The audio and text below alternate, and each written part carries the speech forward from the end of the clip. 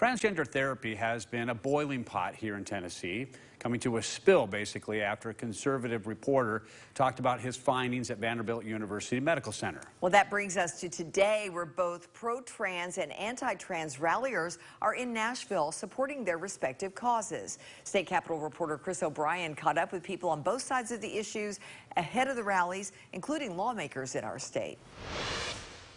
I mean, it's Friday. I wish I wouldn't have had to do this. Friday afternoon saw people at War Memorial Plaza rally for children's transgender rights. I know the doctors who were actually at that talk.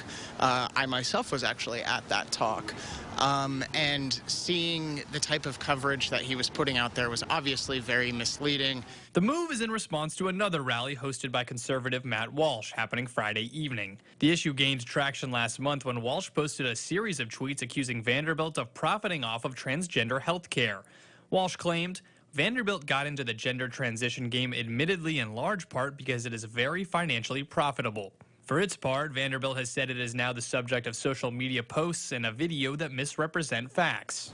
As a trans person, this is super important to me. I have seen what has happened as a result of Matt Walsh's coverage. I've known people who have suffered at the hand of his supporters. The issue has become increasingly divisive over the past few years here in Tennessee, with most Democrats in favor of continued access to gender-affirming care for children, while most Republicans are against it. We're not going to allow any type of doctor or medical professional, any adult, to be able to pressure some child into making an irreversible decision where their body is literally changed and mutilated to the point where they can't recover. Vandy says since its clinic opened in 2018, it has performed an average of 5 transgender surgeries a year on children who are at least 16 years old.